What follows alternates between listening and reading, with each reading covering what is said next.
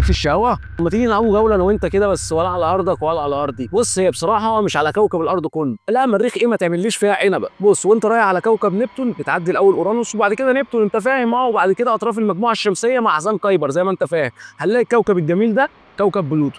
جاي معايا هناك؟ هنرجع الاول بالزمن لسنه 1930 وبعد كده نبدا حلقه جديده من ادب علوم. السلام عليكم، اهلا بيكم في حلقه جديده من ادب علوم. احنا دلوقتي سنه 1930 يوم 18 فبراير، وقبل ما نركب نيو هورايزنز وهي دي المركبه اللي هنروح بيها بلوتو، هنعدي في رحله سريعه على ولايه اريزونا الامريكيه وتحديدا في مرصد لويل. اول ما هندخل المرصد هنلاقي شاب امريكاني عنده 24 سنه اسمه كلايد تومبو واقف قدام صورتين للفضاء وبيقارن بينهم، وبيلاحظ ان في وميض اتحرك في الصوره الثانيه مع ثبات باقي مواقع النجوم البعيده. هتقول لي ايش عرفك انها بعيده؟ هقول لك عشان كل ما كان الجسم بعيد عننا كل ما بنحس ان هو ثابت مكانه او بيتحرك بحته ضئيله جدا. ودلوقتي هحاول اديك مثال عملي حالا وانت معايا. لما هاخد خطوه وانا قريب من الكاميرا انت هتحس ان اتحركت مسافه اكبر من نفس الخطوه لو خدتها وانا بعيد عن الكاميرا، مع ان اتحركت نفس الخطوه بالظبط. تومبو لما شاف الوميض اتحرك واتاكد اكتر من مره وخد لقطه كمان لنفس المنطقه، قال لك بس يا معلم هو ده الكوكب اكس اللي لويل قال عليه. اكس ولويل مين دول يا عم الحاج؟ بيرسيفال لويل الثري الامريكي وعالم الفلك اللي اسس مرصد لويل، وكان قال لك ان في كوكب تاني بعد اخر كوكب نعرفه في الوقت ده وهو كان كوكب نبتون. طب ليه افترض وجود كوكب تاني؟ جدعانه منه كده ولا في علم ولا ايه الدنيا؟ لا مش جدعانه اكيد، بس هو بيدرس مدارات اورانوس ونبتون، لاحظ ذبذبه او تذبذب في المدارات بتاعتهم. يعني ايه الكلام ده؟ يعني الكوكب يبقى ماشي في امان الله في مساره حوالين الشمس ويجي في حته معينه يحصل له زي شد وجذب كأن في جسم ثالث بيأثر عليه بالجاذبيه، وهي دي الطريقه اللي عرفنا بيها وجود نبتون اصلا. لما لاحظوا العلماء ان اورانوس بيتم شده او جذبه في حته معينه من المدار بتاعه، فتوقعوا وجود كوكب تاني اكبر او له جاذبيه اكبر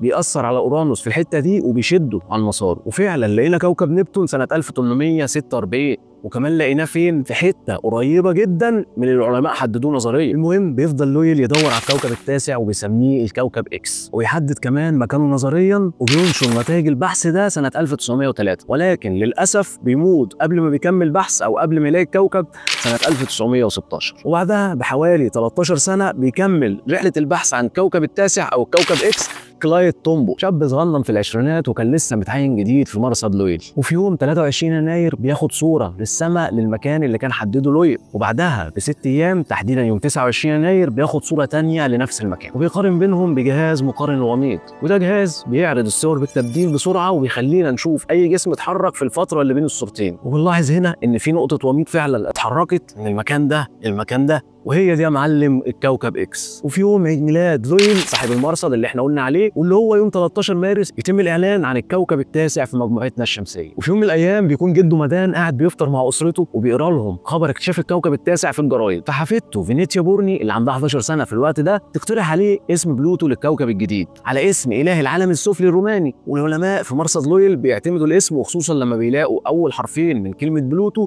هما اول حروف اسم بيرسيفال لويل. الف مبروك يا رجاله، عدلنا منهج رابعه ابتدائي بنجاح وبقينا ندرس 9 كواكب بدل 8، وحفله بلوتو تفضل شغاله لحد سنه 2005. ويجي لك واحد اسمه مايك براون استاذ علم الفلك في معهد كاليفورنيا للتكنولوجيا ويكتشف كوكب قزم اسمه كوكب ايريس. الله، مال ايريس يا عم ومال بلوتو؟ ما هو ايريس ده بقى كان قريب جدا من حجم بلوتو، فمايك براون شخصنها مع بلوتو وقال لك اشمعنى الكوكب اللي انا اكتشفته يبقى كوكب قزم؟ ما هو بلوتو هو زي الفل وعايش وسط الكواكب ومقضيها. لا بحله كده نعمل قاعده ونشوف الكلام على ايه. وفعلا بيجتمع الاتحاد العالمي للفلك يوم 24 اغسطس سنه 2006، وعلماء الفلك بيتناقشوا في 6 حاجات مهمه جدا، وكان من ضمنهم انهم حطوا 3 شروط اساسيه لاي جسم سماوي لازم يحققهم عشان نقول عليه كوكب. اولا لازم يكون بيدور حوالين الشمس، لا ابننا بلوتو بقى في اللف والدوران ما اقولكش ده بيدور كده. ثانيا يكون عنده جاذبيه كفايه تخليه يحافظ على بقول لك ايه، ابننا بلوتو جذاب حتى العذاب، لا ما اسمحلكش. طب ثالثا بقى ودي الاهم، انه يكون نظف المدار بتاعه من كل المنافسين.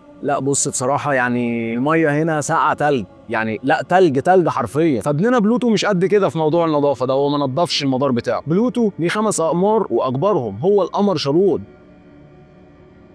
وشارون ده قريب جدا في الحجم من بلوتو، وكمان قريب منه في الكتله ومده الدوران. حجم شارون بيساوي نص حجم بلوتو تقريبا. العلماء اكتشفوا ان بلوتو وشارون بيلفوا حوالين بعض وبيأثروا على بعض بقوه الجاذبيه، في ظاهره سموها النظام الكوكبي الثنائي، يعني مبروم على مبروم ما يلفش. وعشان ابسط لك الموضوع، كوكب الارض مثلا بتاعنا ده ما بيلفش حوالين القمر بتاعنا، ولكن القمر هو اللي بيلف حوالين كوكب الارض.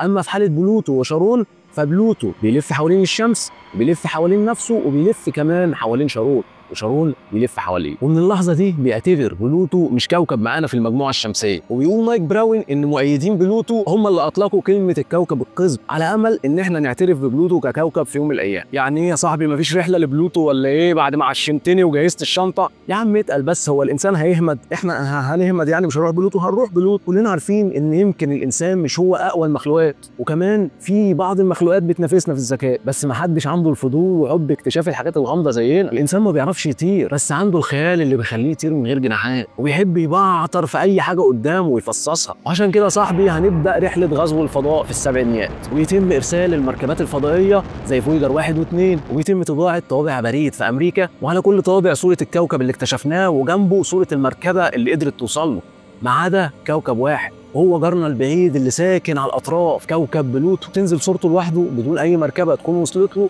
ومكتوب عليها لم يستكشف بعد. بس في سنه 89 كان في طالب دراسات عليا في جامعه كولورادو اسمه ألان ستيرن، كان مشغول جدا بزياره بلوتو على القرب، وكون هو ومجموعه شباب زمايله حركه سريه اسمها الحركه السريه لبلوتو. وفي يوم من الايام بيروح ألان ستيرن لجيف بريجز اللي كان في الوقت ده مسؤول عن اكتشاف الكواكب الجديده في ناسا، ويقول له ماذا عن بلوتو؟ احنا لازم نزور بلوتو. والراجل يعجب بالفكره جدا ويقول له تصدق ما حدش قال لي كده قبل كده، ويلا ندرس الموضوع. وبيتم فعلا تكوين فريق لبناء مركبه فضائيه لزياره بلوتو بقياده ألان ستيرن. في يوم 19 يناير سنه 2006 بيجهزوا لنا العروسه بتاعتنا اللي هتاخدنا لحد بلوتو دلوقتي حالا انا وانت، وهي المركبه نيو هورايزنز، ويحط عليها جزء من رفات كلايد تومبو، وده اللي اكتشف بلوتو وصوره على الارض زي ما قلنا في اول حلقه، وده كان حسب وصيات. ويحط عليها كمان طابع بريد اللي كان عليه صوره بلوتو لوحده ومكتوب عليه لم يكتشف بعد. واحنا كمان هنطير معاهم دلوقتي حالا على صاروخ اطلس 5، واللي كان في اللحظه دي اسرع جسم من صنع الانسان. سرعته كان بقى 16 كيلو متر في الثانيه، 16 كيلو متر في الثانيه، يعني 975 كيلو متر في الدقيقه. وعشان تتخيل معايا السرعه بس، احنا ممكن باطلس 5 ده نسافر من اسوان لاسكندريه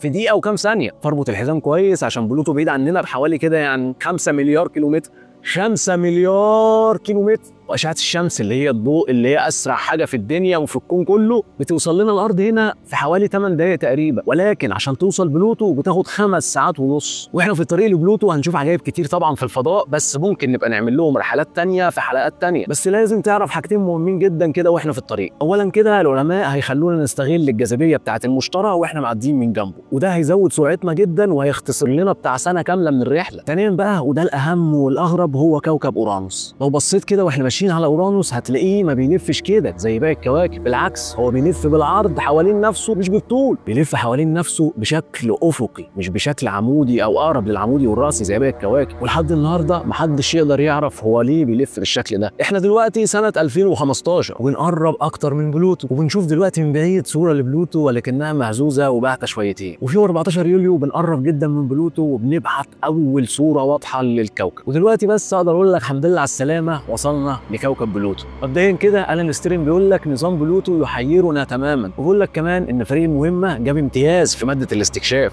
ولكنه شال ماده ثانيه وهي التنبؤ. يعني كل او اغلب توقعاتنا عن بلوتو طلعت كلها بلح. وبعد ما كان بلوتو عباره عن نقطه ضوء كده صغيره ما في السماء، فاحنا دلوقتي حالا على اعتاب بلوتو. اليوم هنا صاحبي بيساوي 153 ساعه من بتوعنا، يعني كل يوم هيعدي علينا واحنا هنا هيكون عدى 6 ايام وشويه على الارض. ولو قعدنا هنا سنه هنرجع مش هنلاقي اي حد من اللي كنا نعرفه، ولا هم ولا احفادهم تقريبا، لان هيكون عدى على كوكب الارض 248 سنه. درجه الحراره هنا بتلعب بين سالب 226 وسالب 240 درجه مئويه، في حين ان ابرد درجه حراره اتسجلت على كوكب الارض كانت سالب 89 في القطب الجنوبي. حجم بلوتو بالنسبه لينا صغير جدا، وهو بيساوي يعني تقريبا كده تلت القمر بتاعنا، وعرضه اقل من نص عرض امريكا بس لوحدها. بلوتو صغير جدا لدرجه لو ان قارنته ببلطجي المجموعه الشمسيه اللي بيحمينا من اي نيزك معديه كده ولا كده المشتري، هيظهر كانه نقطه صغننه جدا جنبه.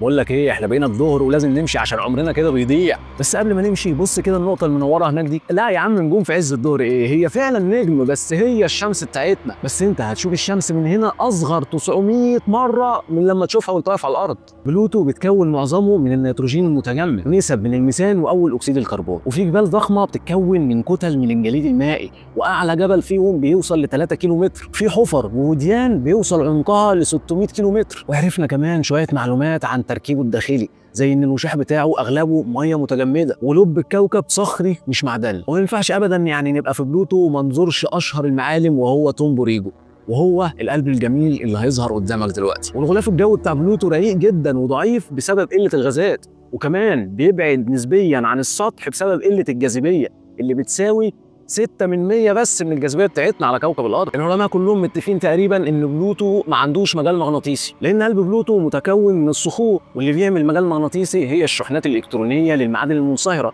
زي كوكب الارض اللي فيه في بطنه حديد منصهر. بلوتو كوكب جليدي سطحه متجمد عشان ساكن في حته بعيد جدا عن الشمس اسمها حزام كايبر، ودي منطقه على اطراف مجموعتنا الشمسيه كلها اجسام جليديه ومذنبات وصخور وتلج. وحزام كايبر ده هو اول حاجه بتقابلنا بعد اطراف مجموعتنا الشمسيه. قصه اكتشاف بلوتو مش مجرد قصه لذيذه كده تنفع فيلم خيال علمي من اخراج عمنا كريستوفر نولان، دي قصه واقعيه من الاف القصص اللي كان بطلها شغف الانسان وقدرته على تحويل المستحيل لواقع ملموس. من حوالي 100 سنه بس ما كناش نعرف ان بلوتو موجود، ولا هو ولا اقماره ولا الليله الكبيره دي كلها. لكن بعد البحث المستمر والاصرار على تفسير الكون اللي احنا عايشين فيه، وكمان الفضول البشري اللي ما بيشبعش، النهارده بنوصل لاجابات واكتشافات عمرنا ما كنا نتخيل انها موجوده اصلا. المركبه نيو هورايزنز مش هترجع دلوقتي من عندك، بس انت لو عايز ترجع لازم تشترك على القناه، ولازم تعرف كمان ان اللي اتقال ما كانش كفته. عشان كده هسيب لك شويه مصادر. لا صحيح، مصادر ايه؟ ما انت رحت بنفسك. المهم يعني لما ترجع بالسلامه من عندك يبقى اشترك على القناه ولايك وشير، واشوفك على خير. كات. هايل يا عبد الرحمن. يا عم هايل ايه ده؟ فاشل. ولا بطل احباط يا وانت عامل مغرب. ما اسمهاش كات، اسمها فركش.